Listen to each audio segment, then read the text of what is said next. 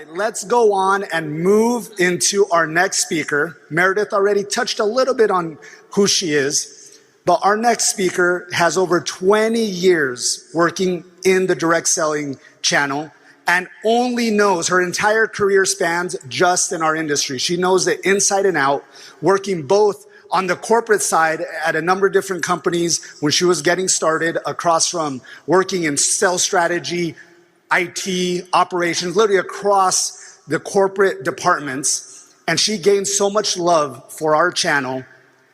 But then if you were to ask her, what's your favorite thing about network marketing? She'll say, hands down, compensation. I bet when Emily was growing up and they did slumber parties, she was doing math contests with whoever was in the room with her. Steve's laughing because I think he knows. She has a mind of, looks at the numbers. She loves our industry. She knows the importance of having a solid compensation plan to give the brand partners a roadmap to success at the company. And she brings all that experience here to LifeWave. She's been working with us for, I met Emily probably 9 months ago when we first got involved into the compensation plan discussions. But I know she's been working with Meredith for a number of different years. I know Meredith has actually been trying to recruit her to come over and be on our corporate team for a number of years. But Emily is a dedicated mother. She decided this is her way of contributing to our direct selling industry by partnering up with companies and helping them achieve success. And so we have the honor today of hearing directly from Emily Barr, who's going to be walking us through Compensation Plan 2.0. Can you help me give a big round of applause for Emily?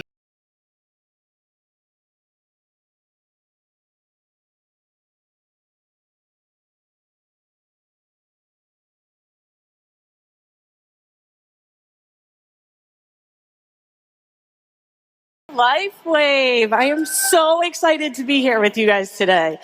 I don't know if it was the 30 weeks pregnant or being super excited, but obviously I had trouble sleeping last night.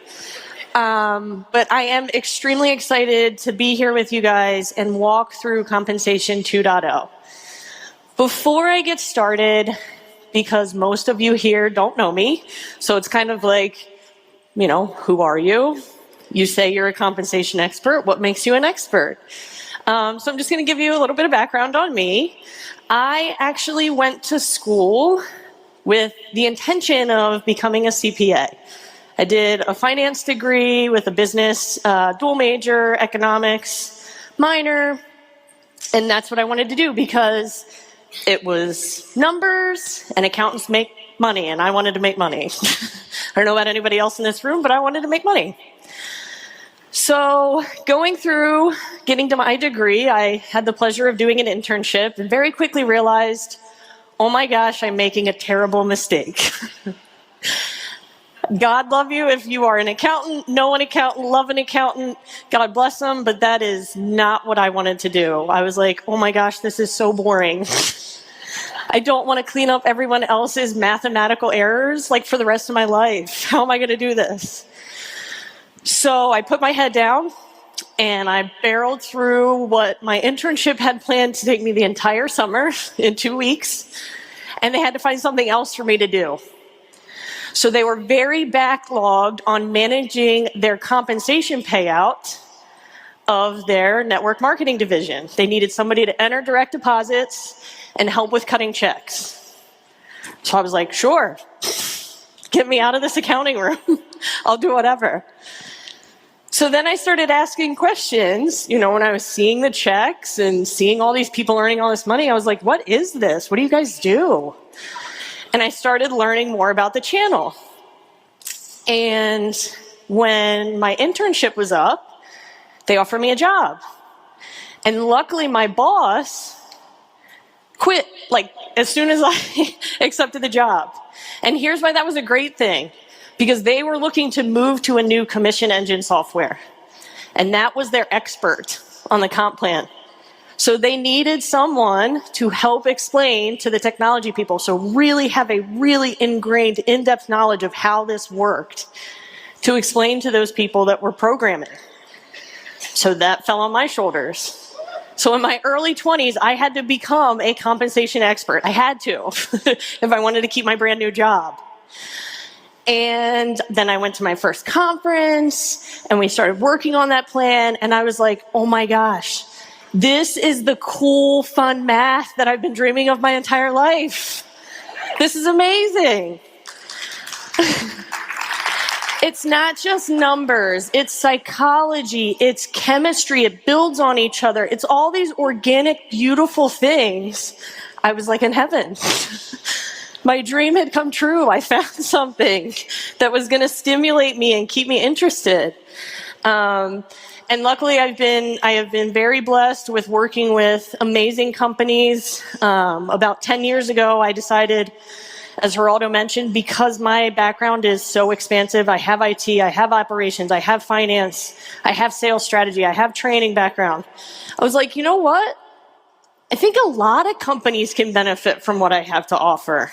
So I decided to kind of go out on my own and start consulting, and that has also been an amazing experience. I've helped very large companies like LifeWave do amazing things like launch new markets, launch new comp plans or enhance comp plans, all the way down to brand new startups that don't have distributor one on their books yet, and helping them set things up and figure things out, and what's my comp plan going to be, and who's going to be my software provider.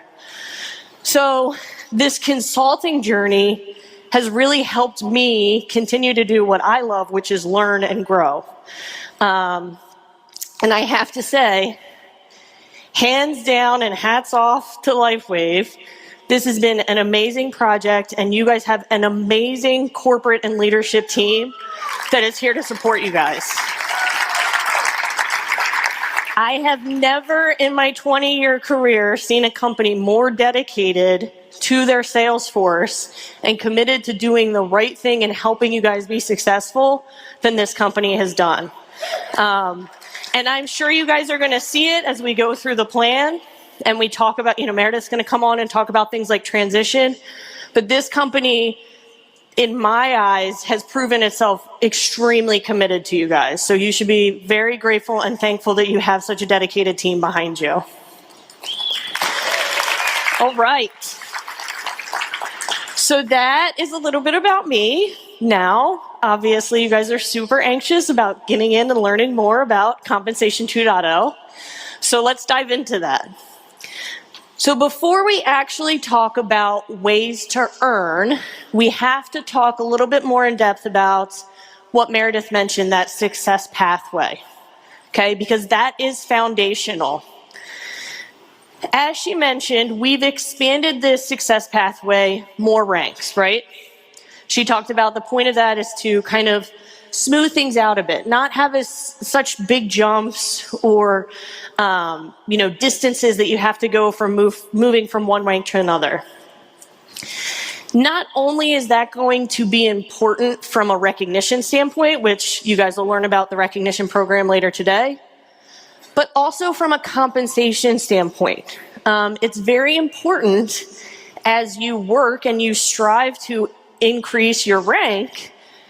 There are guaranteed, I don't want to say guaranteed, but close to guaranteed earning increases, or as Meredith mentioned, earning opportunities that are going to be available. You do, you get. You advance in rank, you get X. So this is built into this, and this is part of the reason why this success pathway is foundational. You will see as we get into the ways to earn, how that expands based on you moving through the success pathway. So the success pathway, we have expanded the ranks, as we talked about. We are keeping what we're referring to as competencies. So a manager competency, a director competency, an executive, a presidential. And we are expanding it to a star designation. So 1-star, 2-star, 3-star. This helps you understand kind of where that person is within that competency level. So am I a brand new director? I'm a 1-star. I'm just kind of getting into, really that team building activity. Or am I a seasoned team builder as a 3-star director? And I'm really kind of looking to make that jump to executive. So this is meant to also be a training tool for you as you look through your team to really know where someone is within their business. All of these qualifications on screen are based on your enrollment tree organization. Those people that you've personally enrolled and what they are doing. We will get into each one of them and explain, but that's understanding point number one. This is your enrollment tree, those people that you've personally enrolled. Important point number two. These figures are all based on a rolling 31-day period, just like today where we're looking at a longer period of time. Yes, your rank is calculated weekly, but we're going to look at the end day of that week and go back 30 days so it's comprehensive of all of the sales activity that happens in a full month in that 31-day period. So, there's one more important point that I need to make before we actually jump into these qualifications more in depth. And that is understanding the two volume concepts that we will have with Compensation 2.0. So we will be introducing a concept known as qualifying volume, QV. This is called qualifying volume because what the purpose of this volume is to calculate your rank qualification. That's why it's called qualifying volume. Okay? Bonus volume is going to be the base in terms of calculating your bonuses. And that's why it's called bonus volume. So why have two?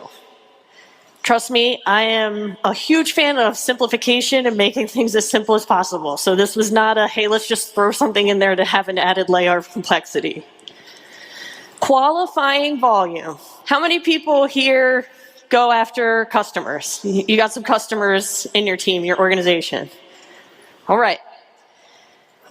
Qualifying volume is going to ensure that whether you have a customer purchasing or a brand partner purchasing, you are going to receive the same value of qualifying volume. It is not going to be reduced in any mechanism because it's a customer.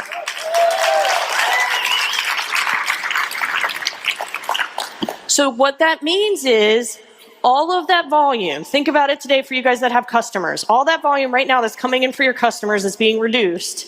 You will get 100% of that to meet your qualifications.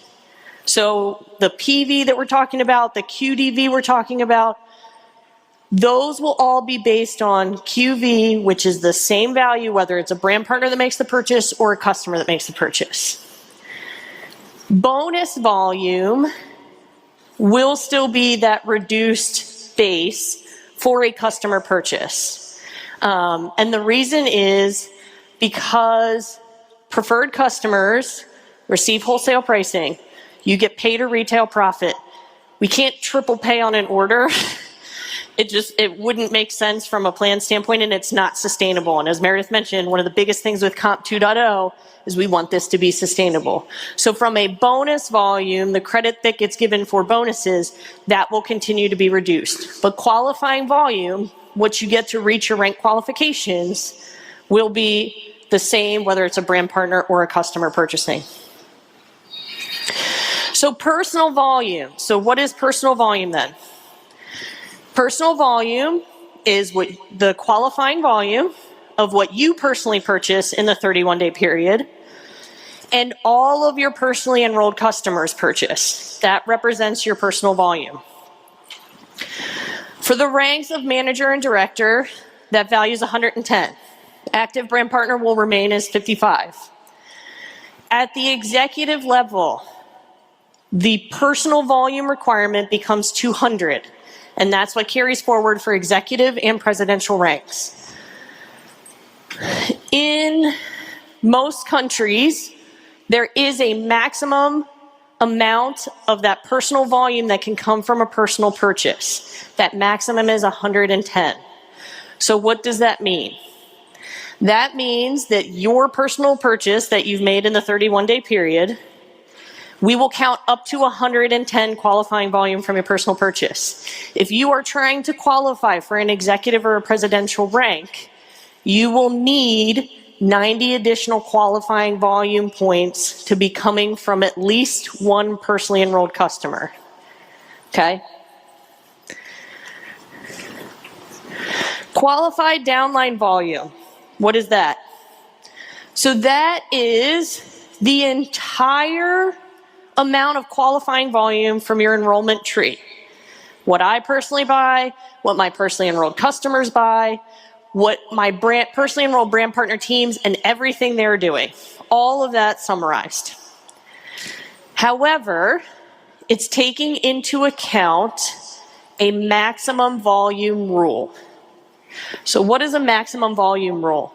The maximum volume rule says that at any given rank, you can have up to 50% of that volume requirement come from one organization.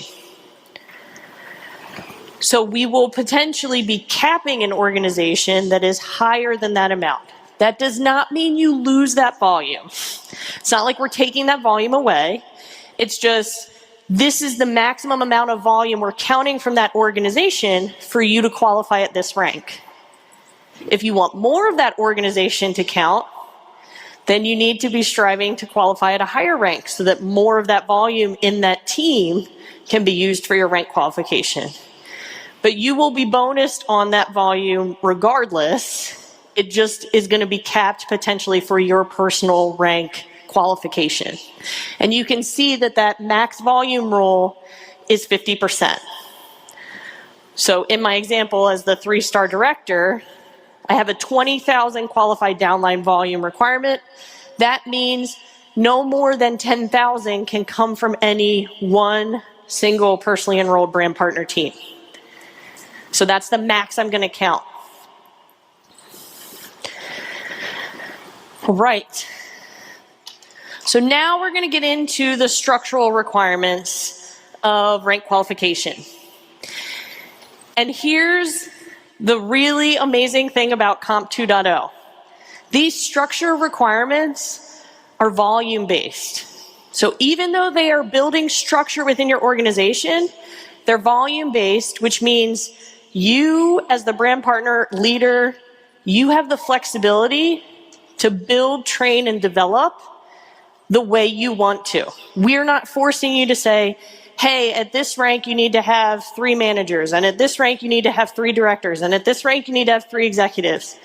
You can build that volume how you choose. That will make sense as we start to explain this, but that's the amazing thing about having volume-based structure requirements. It allows flexibility.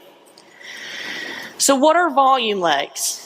A volume leg is essentially a personally enrolled brand partner team. And in the requirements, you need anywhere from 1 to 3 volume legs. So 1 to 3 personally enrolled brand partner teams that their business is performing and producing total downline volume, everything that their team's producing, at the level that's required for the rank. So again, using my 3-star director example, I need at least 2 personally sponsored brand partners who are producing, their entire organization is producing at least 3,000 in qualifying volume for everyone, okay?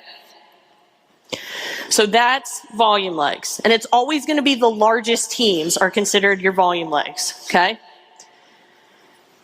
Next is the concept of outside largest legs volume.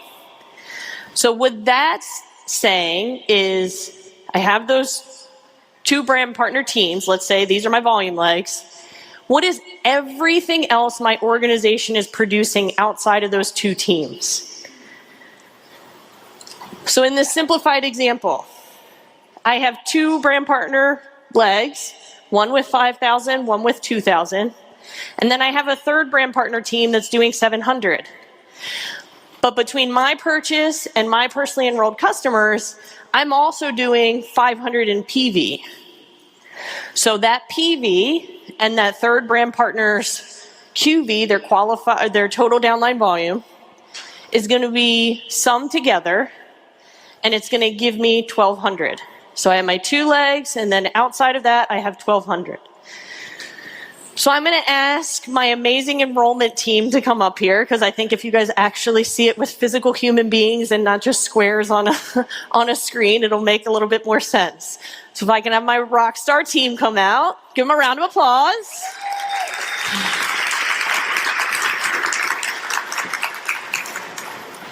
All right. Okay, so these are all of my personally enrolled brand partners here, okay? I got a pretty strong team, right? All right, so let's say that my 2 strongest teams are Geraldo and Garrett, okay? They're my largest teams, okay? These become my 2 volume legs, okay?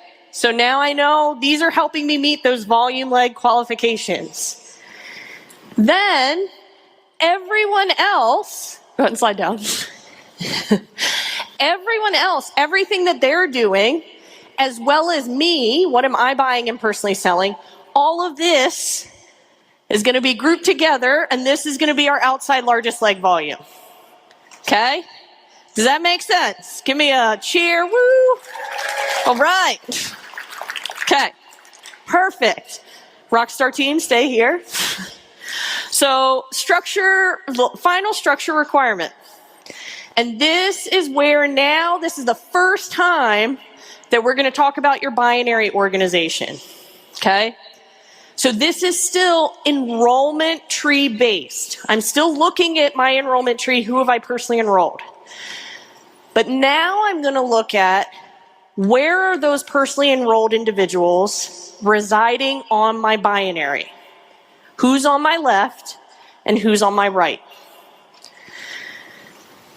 Binary balancing says there is a minimum amount that you need to have from your enrollment tree, those people you've personally enrolled, on each side of your binary, the left and the right.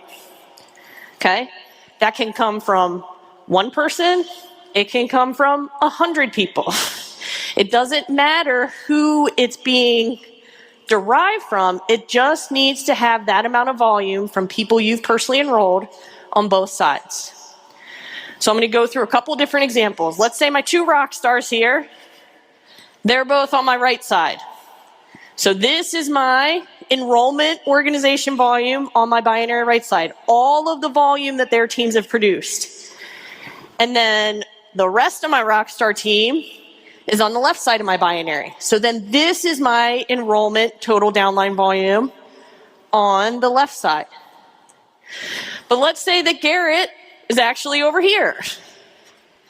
Now this is the enrollment tree volume that I have on my right side. It's just 1. And that could balance to what I need for my rank here on the other side. So again, let's use my example of a 3-star director. If Geraldo's team is producing 3,000 in enrollment tree volume, and he's on my right side, check, I got the 3,000 on my right, and then everybody else, let's say sums to 10,000, then do I have 3,000 on my right, or on my left too? Yes. So I have what I need. I have that minimum amount of balancing. It doesn't matter if there's a lot more on one side and not as much on the other. I just need to hit the minimum amount that is required for my rank. Okay? Makes sense? Yes? All right. Okay. So that is, and you guys, thank you, Rockstar team. You've been amazing. Give them a big round of applause. So now you can see the flexibility that you have with these structural requirements, knowing that it's not asking for a given rank. All I'm looking for is volume. I'm looking for how much volume are my two biggest teams, how much volume is outside of those two biggest teams, including what I'm doing PV-wise. And then is that enrollment, how much of that enrollment tree organization volume is on my left binary side and my right binary side? But again, there's no requirement of this many people or it has to be this person and this person. You have that flexibility. So if you want your outside largest leg volume to come from one person, by all means, you can do that. If you want it to come from 10 people, you can do that. If you want it to come from a combination of personally enrolled brand partners and yourself personally selling, that's fine too. So again, you have a lot more flexibility with a volume-based structural requirement than you ever do with a rank-based structural requirement. So that is the success pathway. When you guys see me next, we will actually get into, I'm sure, what you are most excited for, which is the 9 ways to earn. And we'll walk through each one of those. But it's been great having some time with you guys, and I'll see you in a little bit.